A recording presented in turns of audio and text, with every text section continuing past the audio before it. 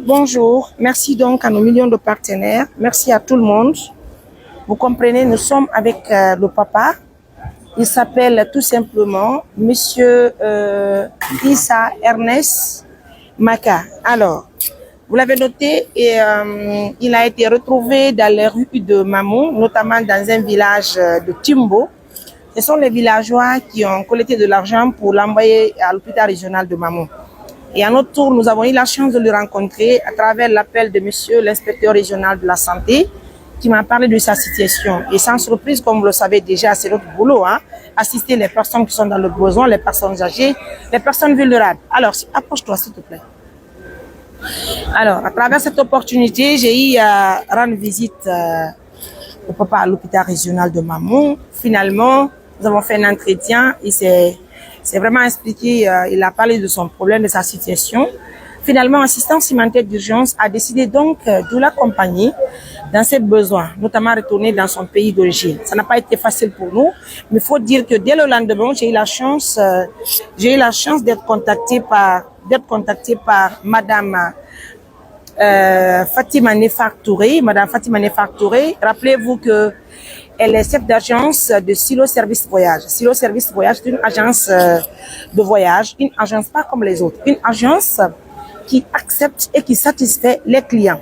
Il faut reconnaître que Madame Nefar Touré devient officiellement partenaire de l'ONG Assistance Humanitaire d'Urgence. Je parle également de Silo Service Voyage. C'est une agence de voyage qui vous facilite l'obtention des billets d'avion et surtout qui vous garantit aussi votre déplacement sans problème.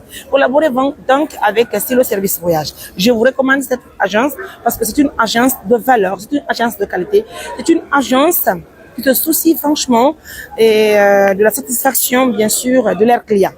Très rapidement, je vous apprends que nous sommes à l'aéroport international Ahmed Sékou Touré et laissez-moi vous dire que ça n'a pas été facile pour nous. Ça n'a pas été facile du côté du papa parce que au début, le premier jour où on était là, on avait un document que monsieur le directeur de l'immigration de la Guinée nous a donné puisqu'il veut vraiment nous aider, il veut vraiment nous soutenir. Il s'agit bien sûr du sauf-conduit. Alors, avec ce document, nous sommes venus à l'aéroport, ça n'a pas été facile. Ils ont dit qu'il faudrait bien que nous ayons une copie qui prouve que réellement, que le papa est ghanéen. Vu que nous ne voulons pas lâcher, alors, on marque la pause. Je disais qu'ils ont demandé une autre copie. Et il s'agit bien sûr d'une copie qui prouve que le papa est ghanéen. Ça n'a pas été facile pour nous. Et bien, on s'est démerdé ce jour-là, nous avons raté le vol. Donc, il y a eu une pénalité de plus de 7 620 000 de nos francs guinéens. On s'est démerdé pour se rendre aussi à l'ambassade du Ghana. Et avec l'implication, bien sûr, des cadres de l'ambassade, j'ai échangé avec le consul de l'ambassade du Ghana. Finalement, j'ai reçu un document alors, qui nous facilite le voyage. Un document, excusez-nous s'il vous plaît. Un document, bien sûr, qui remplace... le passeport du papa. Est-ce que vous comprenez? Donc, mesdames, messieurs, on va mettre la pause. On a obtenu le document, c'est le document que vous l'avez noté, nous sommes venus, le second rendez-vous parlant pour le voyage. Et là, quand nous sommes venus, ils ont demandé un autre document.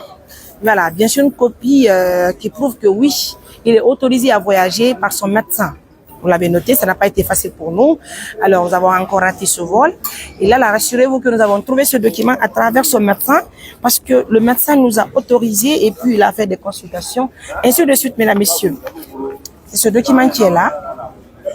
Nous avons envoyé pour la compagnie et la compagnie a validé ce document. Finalement, aujourd'hui, nous sommes samedi, je crois que nous sommes le 22 novembre 2025 et on s'apprête pour l'embarquement. En tout cas, nous avons fait l'enregistrement.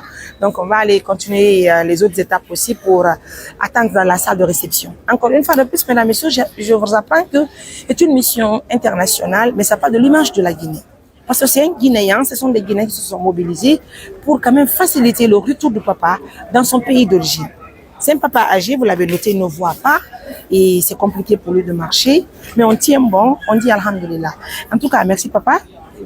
Est-ce que vous avez quelque chose à dire? Oui, oui. Alors, c'est d'abord pour remercier tous mes fils et filles guinéens, tous mes frères et sœurs guinéens qui ont été très sensibles à toutes mes doléances.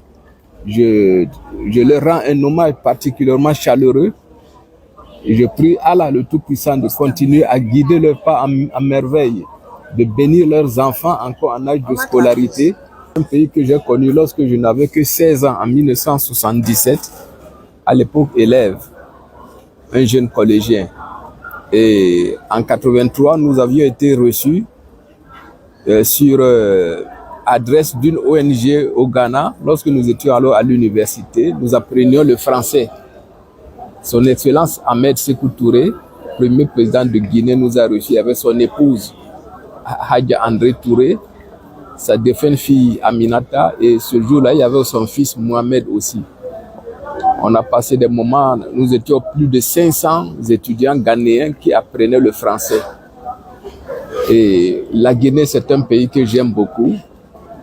La Guinée est un pays que j'aime toujours visiter. Je mange bien en Guinée les plats guinéens, du riz avec feuilles patates, feuilles manioc, de tombo. Vraiment, je suis bien à l'aise en Guinée et j'aime la Guinée. Raison pour laquelle alors aujourd'hui, vous retournez chez vous au Ghana, je retourne chez Accra. Qu'est-ce que vous en dites? Est-ce que vous avez un sentiment lié à nos populations? Oui, c'est beaucoup adhèrent à l'ONG de Madame Mariam Touré, cette brillante journaliste intellectuelle qui s'est sacrifiée pour sauver l'humanité. Alors que beaucoup de jeunes puissent la contacter à tout moment et réaliser de très bonnes choses. Je bénis le mari de Madame Mariam Touré, que j'appelle désormais mon beau-fils. Que le Tout-Puissant lui donne une bonne santé, une longue vie, beaucoup de succès. Qu'il bénisse tous leurs enfants, bien, afin qu'ils deviennent aussi des cadres ici en Guinée. Amen. Donc, merci papa. Merci. Donc, on va continuer les étapes à l'aéroport juste après, mesdames, messieurs. On va vous revenir. C'est la première partie de la mission. On va vous revenir d'un moment à l'autre. Au revoir.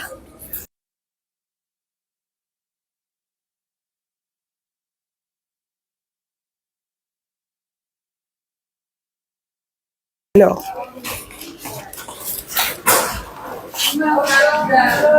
Un bon boulot.